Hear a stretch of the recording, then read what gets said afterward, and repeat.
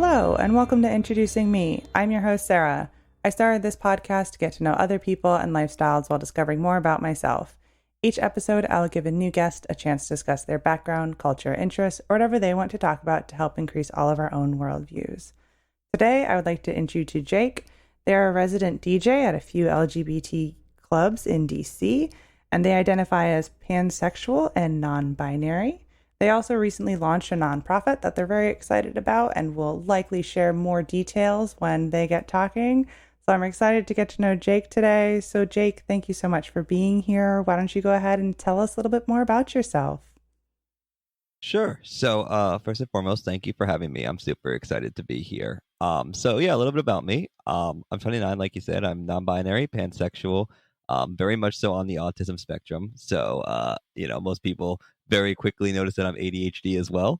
So, apologies to your guests and listeners in advance because this is going to be very sporadic. So, buckle up.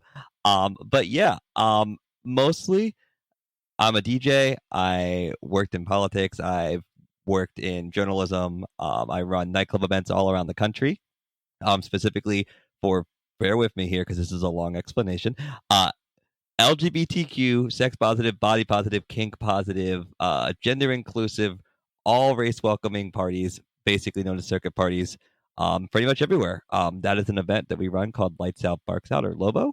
As you mentioned, we did just launch a nonprofit off of that called the LOBO Initiative, which we're very, very excited about. It's actually been a dream of mine for a while, focusing specifically on LGBTQ youth and adults and those with disabilities, giving them the helping hand to chase their dreams. But we'll loop back around on that.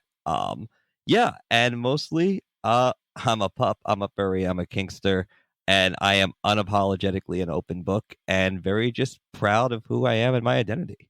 And it's so great when someone can be so proud of their identity. So can you talk a little bit more about how you came to the various identities that you hold? Yeah, so this is actually a really, really interesting story. So, I actually did a podcast earlier today with a friend, and I told this story. And the gist of it is basically I had to come out 3 times essentially before my family finally got it.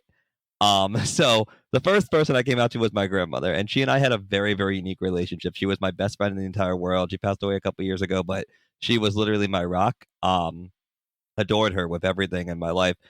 We were so close that often people, like whenever she started dating someone, would have to get my approval before they could date her. We literally, it was scary how close we were. You know, when I turned 18, she snuck me into the red light district. Like, she was a wonderful woman. When I came out to her, she was like, fuck yeah, like, love that. And I was like, I told her, like, Mom, I'm pretty sure that I like guys. And she was like, okay, well, do you like guys? Do you like girls? I'm like, I think both. And she's like, oh, well, that's bisexual. And here's what that means. And I was 15, so she was like blowing my mind. And then she proceeded to go on a tangent about how she used to have like these LGBTQ parties in like the 50s and 60s at her house for people. Some of the biggest gay parties like in the area she would host because this is just what she did. And so I came up to her and she's like, well, have you told your mother? And I'm like, no, I'm terrified. And she's like, I think she'll be okay. So I walked home that day and I swear to God, I was like super pumped. I'm like, yeah, this is going to go great. Super confident. I walked in, opened my mom's door, flung it open. I was like, hey, Mom, I'm bisexual. And I swear to God, she looked at me and said, no, you're not. And I'm like, you're absolutely right. I am not. I was joking. And I walked out and did not talk about it again until I was 18. So complete turnaround there. At which point, when I turned 18, I went back to my mother, this time as an 18-year-old, so much more calm, and was like, Mom, I am serious. I'm pretty sure. Notice the difference here. I am pansexual. And she's like, okay, cool. Love that for you, because she had changed a lot in those years. And then there was Dad. And, as someone who is born male, assigned male at birth, having the conversation with Dad is a little more difficult, or at least I thought it would be. So I went into Dad and I was like, hey, I need to have a conversation for you, and this is very difficult for me. And I was like 23, 24 at this time. And just to set the tone, we were sitting at the kitchen table in St. Thomas overlooking the water, which I thought was the perfect place to drop this on him, because why not? At which point, I literally was like, Dad, I'm pretty sure I'm non-binary and pansexual. And he was like, cool, we've been waiting for you to tell us. I was like, we've all known. I was like, what do you mean you've all known? Like, well, I mean, Jake, don't take this the wrong way, but you're not exactly the pinnacle of straight presenting masculine dude, bro. And I'm like, okay, well, that's offensive because I like sports and stuff, but all right, fair. And also, like, we all have access to your internet history. And I was like, cool, noted, gonna fix that. But literally, he then proceeded to call like 7 people who were all like, yay, we finally came out of the closet. And that's great. Now we can talk about it. It doesn't have to be a quiet thing. So that is how my family found out. How I got here, I kind of went through a metamorphosis of I'm gay, then I was bi, then I was pan, and then I settled on pan, non-binary, demisexual. And that's just been evolving. It's great to hear how, like, you had, like, your first response that you got from your grandmother was so positive. So, like, you had that support, even though, like, the immediate next response was not positive until years later. So I'm glad you had that first good experience. And you mentioned when you introduced yourself about being on the autism spectrum and having ADHD. So can you talk a little bit about what that is like in your day-to-day life? Yeah. So having ADHD, I like to explain it as being like incredibly motivated with no motivation. Is the easiest way I explain it because I literally can go through these phases where I'm like, all right, I'm going to do 6 days worth of work in an hour, and then go through a phase where it's like, all right, I'm going to put off 6 days worth of work in 14 days. Like it's literally, it is the nightmarish child that is ADHD.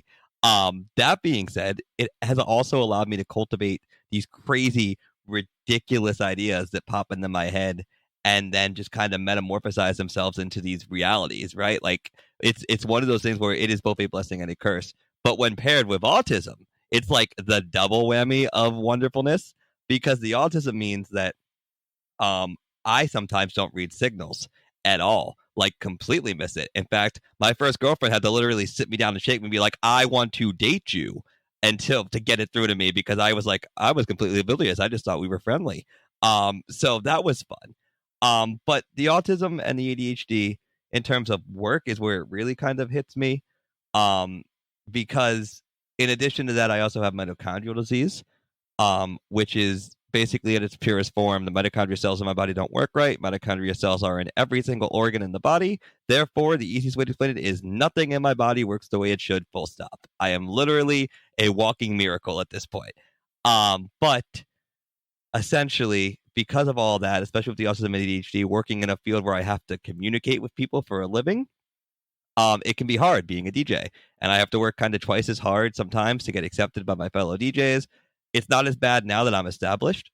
But when I was first starting, it was literally this kind of almost double standard of, well, I've got to be twice as good, twice as hardworking, twice as motivated because I have all these things working against me before you factor in being a non-binary DJ, which is another thing that I had to work twice as hard at because as a non-binary DJ, essentially the expectation is that, the gay DJ world of circuit parties are mostly dominated by cisgender gay white men. And so as a non-binary presenting DJ, I've had to work twice as hard to get there. So when all those things factor in, it kind of became this overwhelming, compounding, almost overwhelming at times level of things to deal with. All that coupled with the fact that I also sometimes don't handle emotions well because of the autism. So I have this overwhelming need for everyone to like me, but assume everybody hates me, which is a super, super, super fun time to kind of navigate that. But yeah, it's literally one of those things where I've gotten much better at it now as I've gotten older. But certainly growing up, it was difficult. I remember being a kid and like, especially 18, 19, 20, like most 18, 19, 20 year olds, I think I knew everything and knew absolutely nothing. And that kind of set the tone for me and has kind of been an encapsulating journey from how I've gone from 18, 19, 20 to now 29 and have kind of come full circle to where I've come to accept my autism not as a bad thing, but as a good thing. I've come to accept my ADHD not as a bad thing, but a good thing. And all the things that I've seen as blemishes, I now embrace openly. And how were you able to get to that point of embracing everything openly and switching the mindset of, like, ADHD, for example, is bad and therefore, but now, like, you're able to embrace it and see the good in it?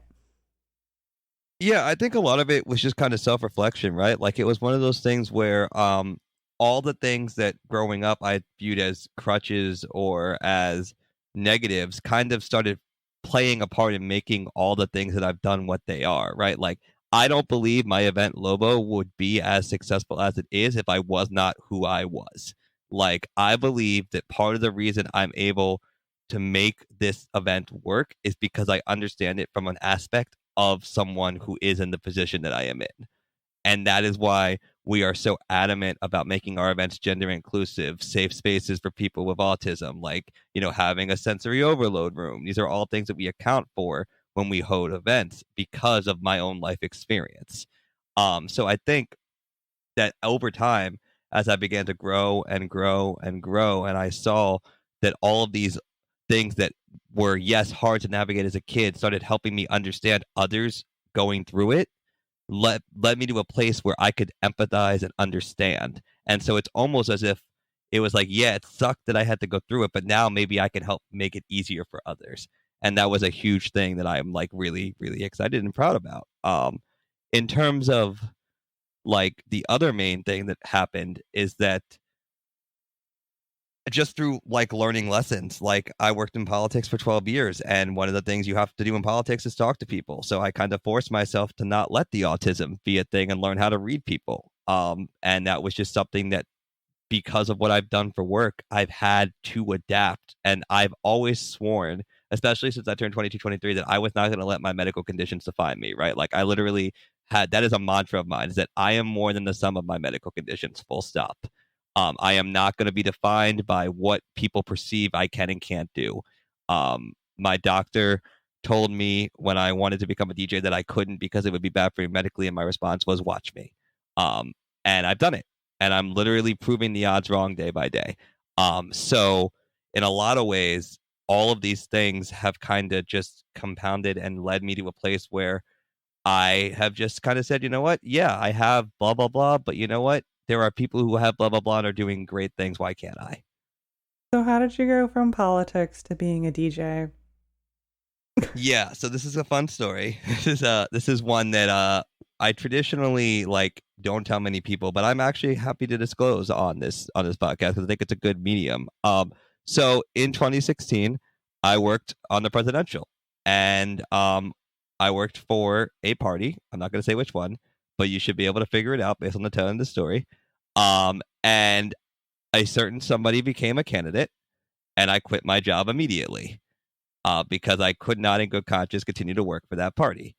That led to some quote unquote angrily worded messages, and led me to leave where I was living to move to a new state for safety. At which point I said, you know what? I don't want to work in politics anymore. I'm kind of done with this. What else can I do with my life? And the thing you have to understand about this is that I essentially had worked for my entire life to get to the presidential level of campaigning. And I did it at 21 and 22 without a college degree. Like I was a field organizer in Fairfax County at 21 on a presidential election without a college degree. That doesn't happen unless you are really, really good at your job. But my view and my experience was so twisted that legitimately I was like, I'm done. I'm out. Can't do it anymore. And the thing with politics is that if you're not fully invested, you cannot be working in it because your job has to be committed 24/7 to politics or you need to get out. It's a very unique job. That being said, um, I took a year off, and I had been DJing, quietly in the bedroom, ironically on a game called Second Life, because it was a place where I could go and experience and literally have a captive crowd. No matter how good or bad I was, they weren't going to go anywhere, and they were forced to listen to me because that's where they were and that's where I was, and we were all there in the metaverse. And so I would practice my craft there. Um, Ironically, we talked about it. 22, 23, 24-year-old Jake thought he knew everything, got bullied a lot on Second Life, got told he was never going to amount to anything on Second Life. So he left Second Life and said, I won't become a real life DJ. Watch me. And so I quit politics and decided to pursue DJing. Now, I will warn people as a trigger warning that this next part can be a little rough. So just bear with me because I think that's important. The next part of the journey involves me literally going to work at a sex club as a flogging demo. My friend said, "Hey, we need someone to be a submissive bottom for the demos," and I was like, "You know what? I got nothing going on. Why not?" I showed up. There was a DJ there. I spoke to the owner. I was like, "Hey, um, this is about 3 months in. I was like, I would really like the opportunity to DJ." And he's like, "Well, the DJ called out. Let's see what you got." So he threw me on there on equipment I had never played on, with music I had never played with. And I played the set, and I was like pumped. I'm like, "Yeah, that was great." And he came up to me and was like, "That was one of the worst sets I've ever heard in my entire life." And I said, "Oh boy." And he said, "But," and this is the but, and I've never said this to anybody before. There is a certain level of potential there that I have not seen in anybody that I've ever worked with. And there is something that you have that I cannot teach, which is a drive and a passion to make it to the top. And that's something I can't teach. But what I can teach is how to do this properly. So that was David Merrill, and he took me under his wing and he started teaching me how to DJ. And then week by week by week by week, I would get better and better and better. And then he brought me into his other party, Jocks, and week by week by week by week, I would get better and better. And eventually, I started gaining a following, and then we hit 1 year anniversary, and I was doing multiple parties. And then we get to the defining moment of my DJ career that really kind of changed everything, and that is when my furry friends pushed me to apply for Anthrocon. Now, I am not a furry, or I wasn't at this time. I am now, but I was not at this time. And I was like, you know what? Fine, I will apply as a joke, because there's no way they're going to pick the guy who's a pup, who they don't know, who's not a furry, to DJ.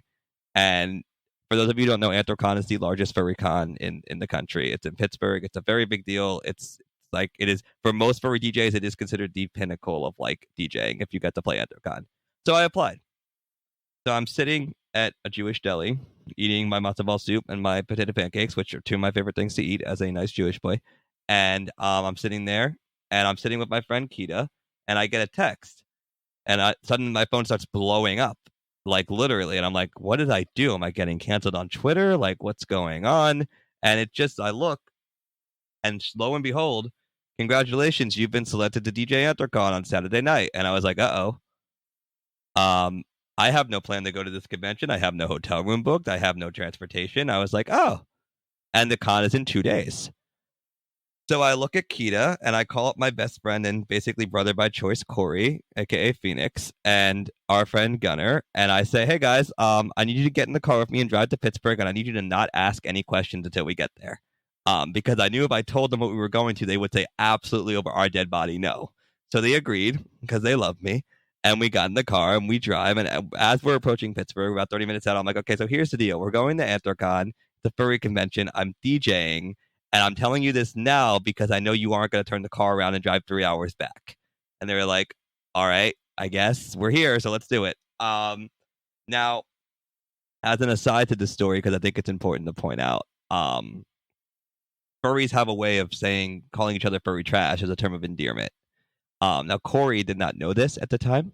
So we were walking through the marketplace, and he saw somebody being called trash. And Corey, blessing his heart, like in the most protective person that he is kind of way, ran over to these two kids and was like, "Hey, you shouldn't be calling him trash. That's rude. You shouldn't talk to somebody like that." And the furries looked at him like he had three heads and then explained the situation. But that's always like a highlight for me. But sure enough, we did the DJ thing at Anthrocon. It was great.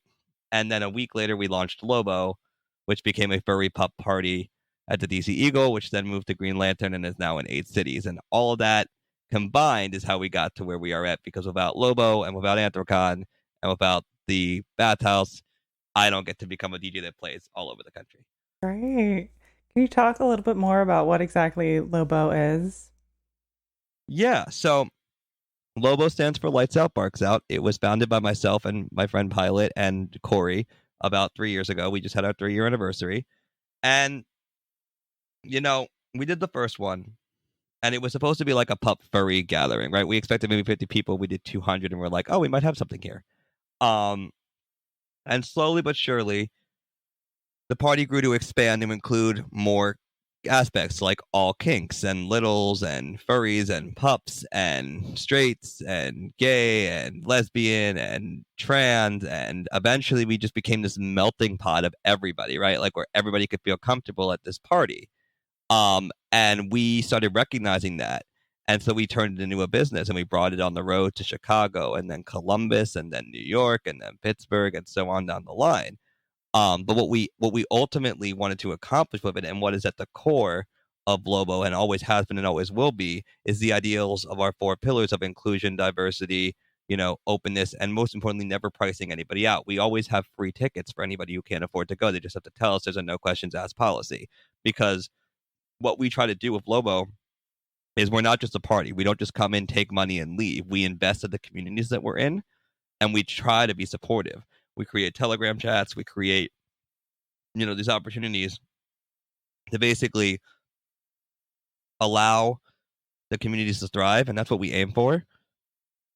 But ultimately, we did not just want to be a party that takes money and leave. So that's kind of important for us. So we were never going to price anybody out. What Lobo has now become is life-changing for a lot of people. We get messages daily like, hey, I didn't have a friend base, or hey, I came out here and now I have this extensive network of people I can talk to. And all of that is just insane for me, because I never thought that I would be in a position to create something like this. And often people are like, well, Ultra, you're doing all this. I'm like, no, Ultra's not doing any of this. Ultra has an incredible team behind them and an incredible business partner in Corey and Kyle and Nano. And all of us collectively have made this, and we're nothing without the community. If people don't go, the event is nothing. So I always want to stress that, like, yes, while it may be my name at the top along with Corey's and a couple others, it is very much a community run aspect. And one thing that we're also very proud of is that we are a minority run and owned business. I am non-binary. Nano is Native American. A bunch of our upper management is Latinx or BIPOC, or gender fluid, or so on down the line. And we're very, very, very happy about that. And that's so great that you've had this chance to create something that's so inclusive, and it's you're like, it's not just me doing this here. So what was it like then creating the nonprofit?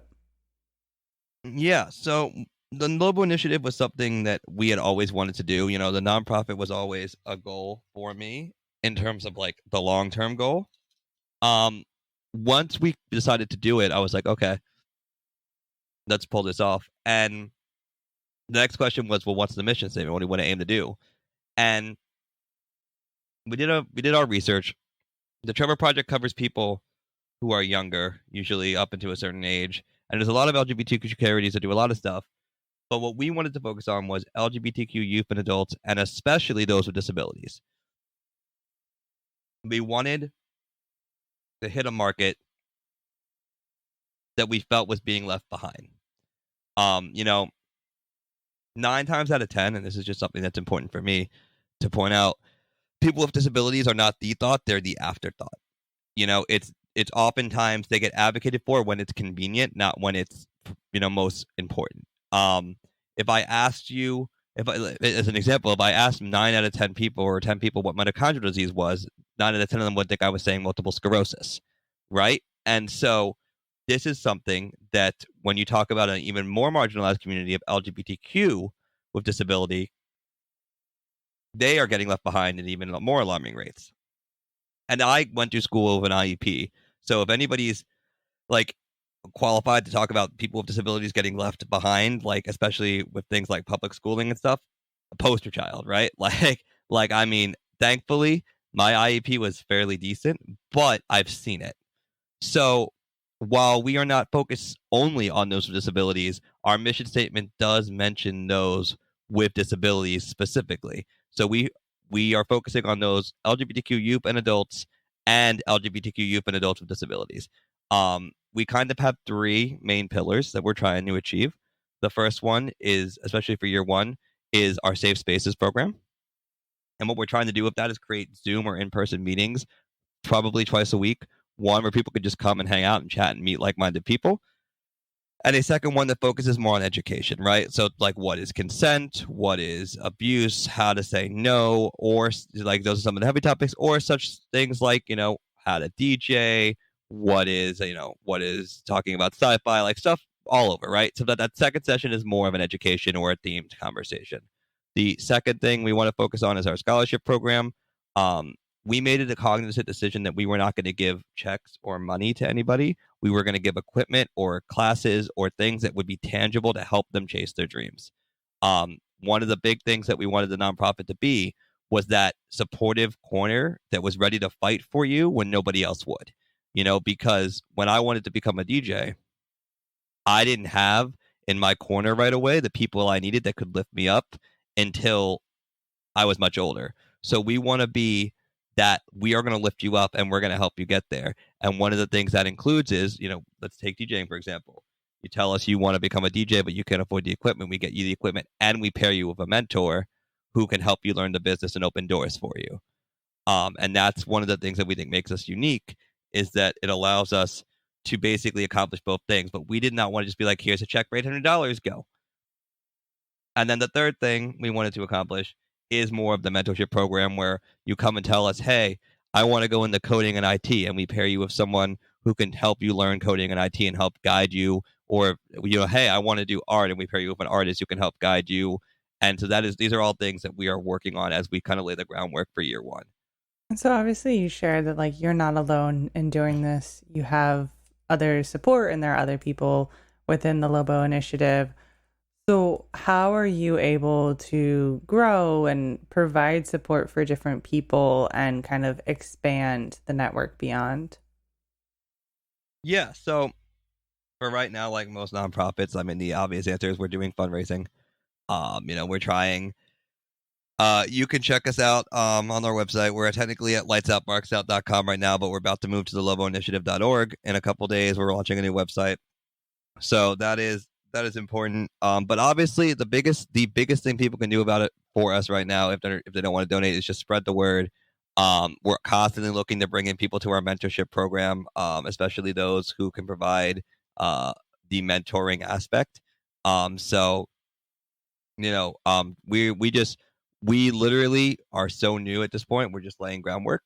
But yeah, obviously the most prevalent answer is spreading the net is going to require some heavy lifting, and that's going to require some funding. But we are confident that we'll get there. So are you then like also working this like the events that you were doing? Yeah. So one of the things that we have to be careful about, and this is always something that's super fun to talk about, is because Lobo is a for-profit and the Lobo Initiative is a non-profit, the two can't technically intermingle. Now, we can do events where Lobo is hosting an event and the proceeds are benefiting the Lobo Initiative, but there's a whole bunch of legal mumbo jumbo, which we could do an entire podcast on, just like what we can and can't legally do. But yes, one of the plans is to donate some of the proceeds from some of our events to the nonprofit, and that will certainly help lay the seed funding. But yeah, I mean, essentially, yes and no is the legal answer. As long as you're following, everything legally, that's what's important. Yes, we have done an insane amount of research on what we legally can and cannot say and do and act and put on a poster. We know way too much about this. Honestly, I could get a law degree at this point. So I want to open the door for you to kind of share about anything that you want to talk about. So something I might not prompt with a question. You can really share any stories or about yourself that you would like to share at this point. Yeah, I mean, so I think one of the stories I always love to tell people is the story of, I mentioned my grandmother, and we are very, very close, or we were very, very close. And I think the easiest way to explain how close we were is, of course, the red light district story, which is, one of my favorite stories to tell. But the story basically goes like this: we were going on my brother's Make-A-Wish trip. I had one, my brother had one, my other brother had one. All three of us had Make-A-Wish trips. But his was he wanted to go on a cruise in the Mediterranean. Now, of course, I am 18, which means I am full of testosterone and horny. So, of course, we're going to leave out of Amsterdam. So, obviously, 18-year-old me has one objective and only one objective, because we're going to be there for 3 days before the cruise leaves. And there is only one thing. I don't care about art. I don't care about soccer, although I did want to see the IX Stadium. But I had one objective, and my mother, being the person that she was, knew this immediately because before we could even so much as get to the airport, she looked at me and said, Jake, don't bring it up. Don't ask. Don't even mention it. We are not going. I don't want to hear about it. The answer is absolutely not. I will not be taking you to the red light district. Do not go. Do not achieve. Just no. No, no, no, negative, positive. And before I could even follow it up with what about coffee shop, she's like, no to that too. And I'm like, all right, message received. I was moody about it, but message received. Now my grandmother apparently was not okay with this answer. Because the day before we're about to get on the cruise ship at 4 a.m., she comes into my room and says, wake up, Jake, we're going to the red light district. And I say, very funny. Haha, you had your fun. I'm going back to sleep. And she's like, no, seriously, get up. We're going to the red light district. I'm like, okay, haha, goodbye, good night. See you in the morning. And she's like, look, I'm getting in a cab in 5 minutes. If you're not down there, I'm going without you. And she ripped the blanket off and said, I hope you're coming. So I put on my clothes. I'm like, all right, this is obviously going to be some sort of situation where I go down. My mom's going to yell at me for convincing my grandmother to take me to the red light district, but whatever, I'll play along. We go downstairs, and sure enough, there is my grandmother getting in a cab. And I'm like, oh, okay, this is happening. So I sprint, I get in the cab. Cool, awesome, love that. And we show up. So as we're driving over, I look at my grandmother. I'm like, okay, ground rules. And these are very important. 1, do not embarrass me. 2, I do not want to be known as the guy who took their grandmother to the red light district. 3, I just want to peruse. I do not want to do anything. I just want to take in the sights, and see. And she's like, got it, 100%, no problem, heard. Now, I should have known right away that this was not going to be received, but we'll get to that. So we get out and, we start walking our way through each door. And, obviously they dance and they're dressed in a certain way at the red light district, or not dressed in some cases. And my grandmother walks up to the first door and she's like, Jake, what do you think about this one? And I'm like, okay, I don't know if you got my message, but I'm like, again, just here to take in the sights, peruse, don't want to do anything. And she's like, got it. Cool, got it.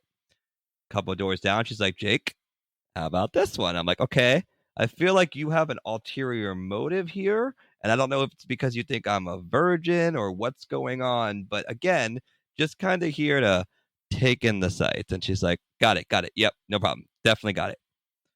Third door, fourth door. Okay, we're doing this again. She's like, Jake. And I'm like, all right, my mom, I think we need to have a conversation. And I explained it again. I just want to see and observe. And she's like, I was like, why don't you go over there on the other side of the street and just, we'll take some distance. Now, in hindsight, this was my mistake. And the next part was definitely my own doing by sending her to the other side of the street. But for those of you who have never been to Amsterdam, the streets are very narrow and they're full of people in the red light district. Like, it's body to body. So if someone was to say, yell across the street, everybody's going to hear it, right? There's nowhere to hide, essentially. So my grandmother starts walking down the next doors, and I kind of stop, like, in my tracks, because I can see in slow motion what's about to happen. It's clear as day to me how we're going to end up here. And I'm, like, mortified because part of me is like, well, I can't stop it. So I'm just watching in slow motion as my 18-year-old life is basically about to end, essentially. And I'm about to be embarrassed in front of, I don't know, 10,000 people at the red light district. But nevertheless, she walks up to the door. And without skipping a beat, and I swear to God, without skipping a beat, literally goes, and as loud as she can, screams across the alley, Jake, this one has a penis. Is this more your style? And I stop, and everybody stops. And everybody just kind of looks around to figure out who the hell Jake is and why this 75-year-old woman is screaming about penises. And I am now beat bright red. And so I, like, hang my head and I slowly walk across the street through the crowd of people who are staring at me to the door. And before I can even protest to my grandmother, she opens the door and pushes me inside. And I'm like, okay, well, now we're here, right? So I sit on the bed with this lovely, lovely, lovely person, and we just talk for an hour about our feelings. And I asked them about what it's like working there, and we have this conversation. And then, I come out, and my grandmother shoves me out of the way, completely unamused with my opinion on the situation, and goes, well, how was it? Was he fine? Did he do okay? And I'm like, what is happening? My grandmother wants a sex report on how I've done. Like, this is what we're doing at the red light district. Awesome. Love that. But anyways, we get done. And I'm like, okay, it's time to go home. She's like, well, we can't go home yet. We have to go to a coffee shop. And I'm like, okay. And now, again, it is very important for me to stress 18-year-old Ultra did not know what a coffee shop in Amsterdam at this time was. I just assumed it was a Starbucks. Now, if you've never been, it is not a Starbucks. In fact, it could not be further from a Starbucks. But we walk in, and at this point, it's like 6 a.m., and I'm starving. And Ultra has also never had weed at this point in his life either. So I order a pound brownie because I'm starving. I am just famished, right? And this is a coffee shop in Amsterdam. So if your listeners know what that is, they should see where this is going. And I scarfed that bad boy down the whole thing in like 2 minutes. And I look at my grandmother and she's like cracking up, cackling. And I'm like, what? Why is it so funny? She's like, you're going to find out in about 20 minutes. And sure enough, the brownie hits.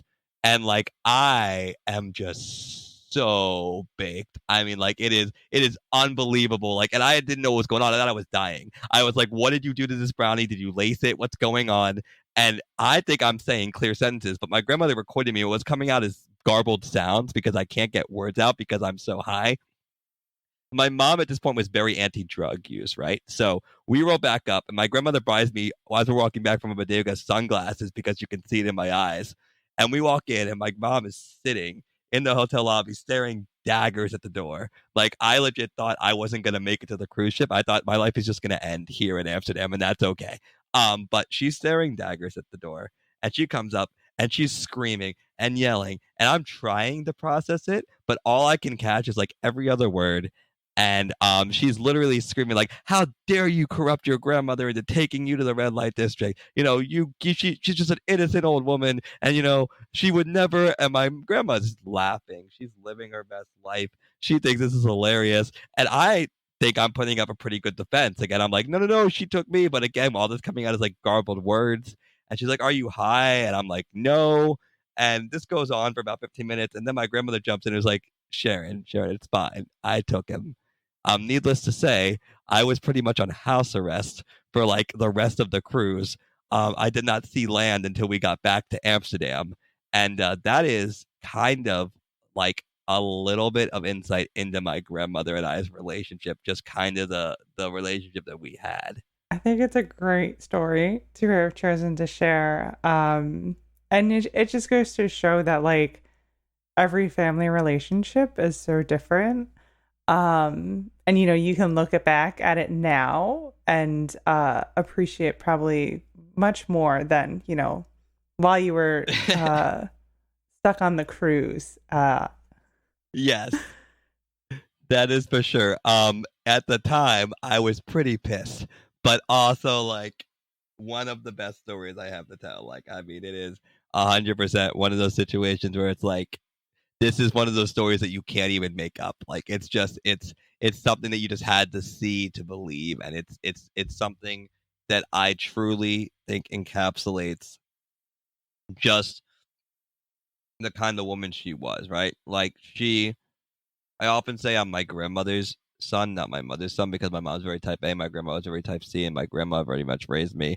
But like, yeah, she was just such a wonderful woman and would literally give you like the shirt off her back if she could. And that is partly why I wanted to start the nonprofit to begin with, and why I want Lobo to be the way that it is, and partly why I am the person I am and I act the way that I do is because I try to live my life the way that she did, which was, yeah, you know, I may have been dealt such and such, or yeah, I may have blah, blah, blah. But at the end of the day, I want to make sure that if I died tomorrow, people would say blah, blah, blah about me, right? Like people would say that they did their best or that they really left an impact. And that's kind of what I was going for. Yeah, I think that's so important to want to be able to do more for the outside world. Now, I'm curious, since you mentioned that was your brother's Make-A-Wish initiative, if you'd be willing to share what yours was. Yeah, mine was pretty basic. I went to Disney World. I mean, it was pretty straightforward. But I went to Disney World as an 18-year-old, so I went to like a lot of the nightclubs and a bunch of stuff. And got to see TNA wrestling, which was a big thing for me because I'm a big sports and wrestling guy, being from Philadelphia. So like those were all things that were important to me. Also like I just enjoy being at Disney and Universal. I say to Give Kids the World. I go back and volunteer at Give Kids the World currently, once or twice every other year. So those are all things that are important to me. Really, just kind of like it was just at that time, it was something that I knew I would enjoy. Yeah, and I think that makes sense. And, being able to do it at 18 is so different than as a younger kid. Yeah, for sure. It was definitely a unique experience. I got to go to a lot of the fine dining places that I wouldn't have enjoyed as a kid. I got the Cinderella's Castle thing. Like it was a really cool experience. Now, before I start to wrap things up, is there anything else that you would like to share with the listeners? Yeah, I think that, for me, if there's one thing, and this is always something I stress, if there's one thing that I want people to take away from this podcast, and I know this is going to be a bit of a tangent, so bear with me, it's that despite what somebody may have going on in their life, or despite what crutches you think they may or may not have, especially for your disabled friends, we oftentimes just want to be treated like everybody else, right? Like we just want to be a part of society.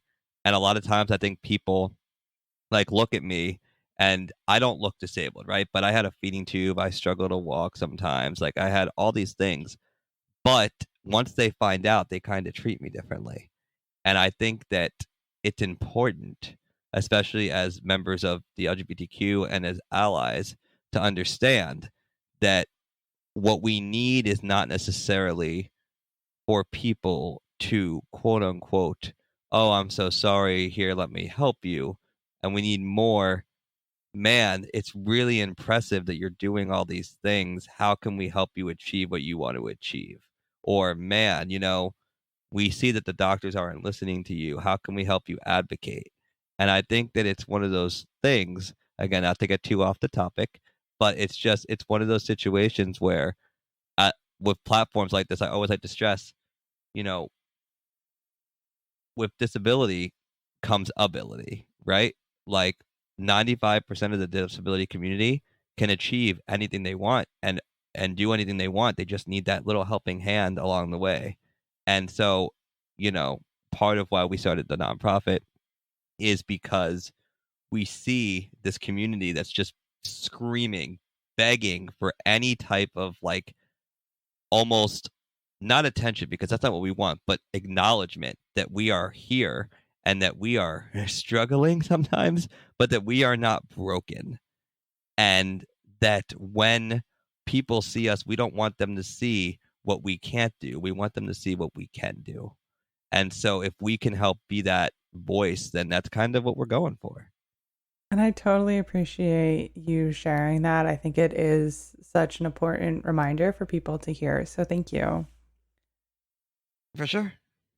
At the end of all of my episodes, I do ask my guests a random question.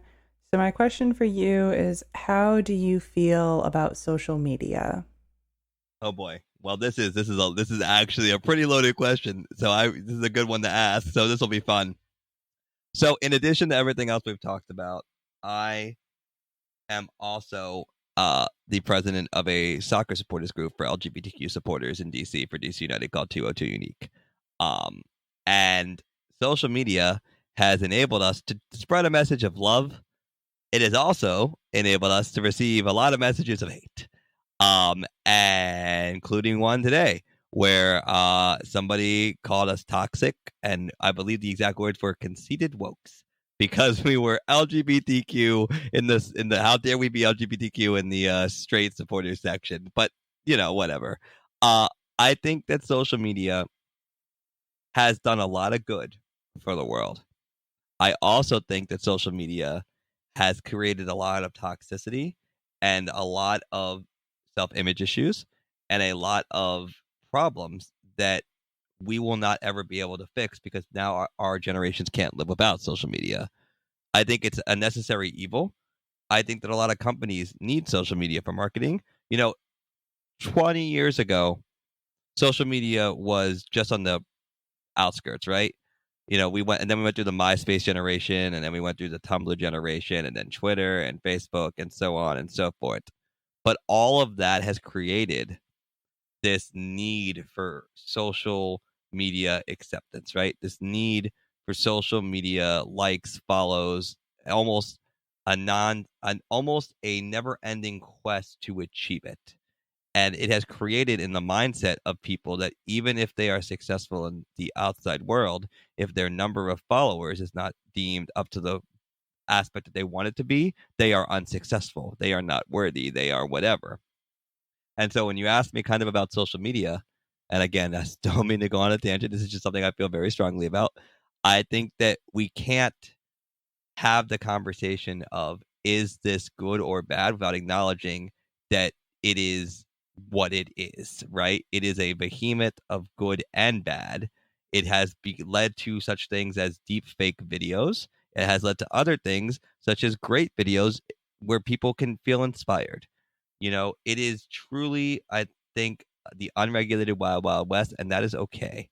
I just think that as someone who literally requires social media for their business and for their marketing, I wish sometimes it wasn't as toxic as it is.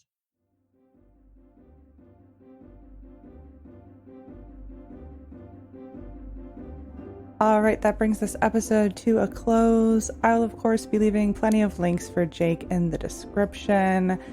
So, links and information about the LOBO Initiative and some social media for Jake. And you can check out their SoundCloud. So, feel free to check all of that out in the description.